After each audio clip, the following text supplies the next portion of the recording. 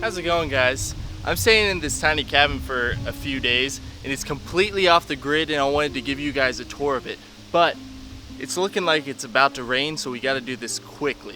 Whenever you're driving in, they've got a garden that has just been planted, so nothing is grown yet, but whenever that's ready, you'll have your own food. There's also an outhouse there, so you can use the restroom.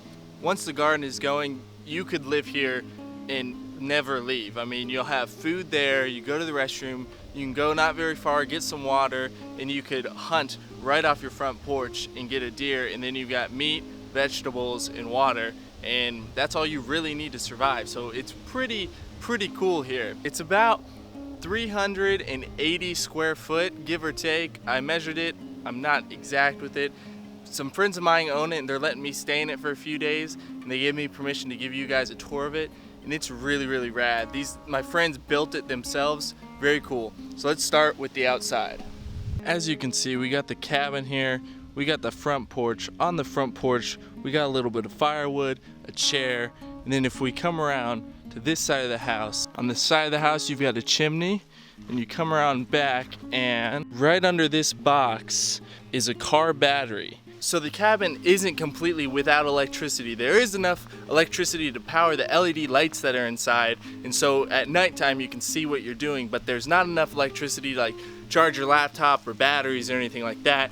But once they get the solar, that'll fix that problem, and then you could live out here and you could work online, because out here I get cell phone service, so you could use your phone as a hotspot for internet, and you could work out here, do your online job, and just live out here off the land. Be pretty awesome. Let's go inside now. As you walk up to the house, you can see you've got these few stone steps up onto this porch, this very large porch, which you could sit and look out at this. This land was acquired for very cheap because, as you can see, like all these trees were cut down. We're out in basically the middle of nowhere in Maine, and it's just beautiful. Like, the weather's nice, you got trees, and if you like nature, this is beautiful. But let's take a look inside. Got a nice sliding glass door here. Walk inside and you've got one chair to hang out in. Got a couple bunk beds. Over here on this side we've got a wood burning stove to heat the whole place in the winter, because we are in Maine, so it will get very chilly. Very beautiful craftsmanship, as you can see. Just a gorgeous looking house.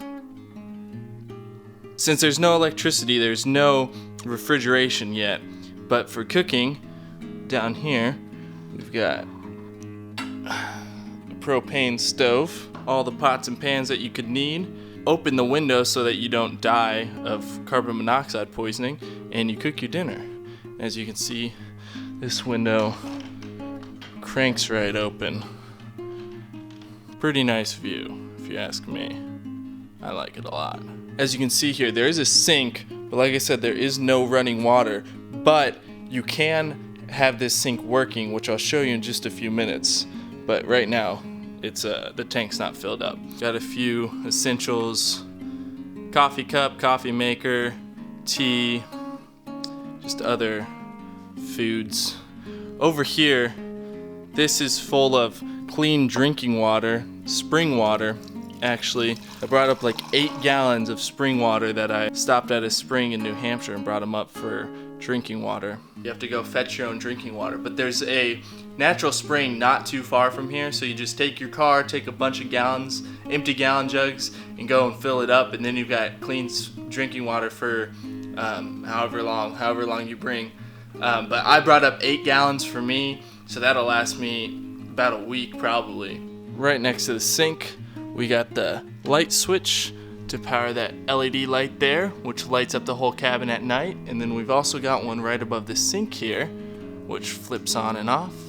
Those are both powered by the car battery that is outside. And there's actually an outlet down here.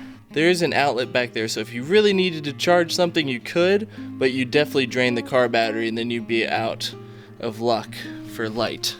There's no refrigeration, so a cooler is a must. We got a trash can. Here's the futon. Got a little coffee table. It's my laptop and stuff. There's the bunk beds. If you're sitting down at the futon and you look up, there's a whole loft area with a nice natural looking railing. Very beautiful. And right here in this corner, we've got the ladder to go up. So let's take a look up there. And up here, we got 2 more beds. Another window, which also cranks open. Let in some more airflow if you need to. You can get running water, and that's what this is. This is a cooler that, if you look in here, you got 2 little holes which run through the floor right there, and they run through the ceiling here and here. So this one runs down and into the sink. And so if you got the cooler full, you could use the sink. And then it also runs and wraps around the chimney of the wood burning stove. So in the winter, whenever you got the wood burning stove going, you get hot water, and that runs out this wall right out into an outdoor shower. So then you can shower out here in the winter with hot water. You can also shower in the summer, but I doubt you would want hot water. And look at all that, which would be beautiful in the winter because all that would be covered in snow. I just wanted to show you guys that real quick. I think this little cabin is really, really cool. It's off the grid. Once they get the solar panels in here, it'll be like really amazing to live in. And then during the summer, I don't know how hot it gets up here in Maine, but if they really need to with the solar power, they could add like a small AC unit, or just open up all the windows and get a fan going in here with the electricity from the solar panels. But really cool, really stoked to get to stay here for a few days. But that's where I'm going to end this one, so I will catch you guys on the flippity flop. Stay rad.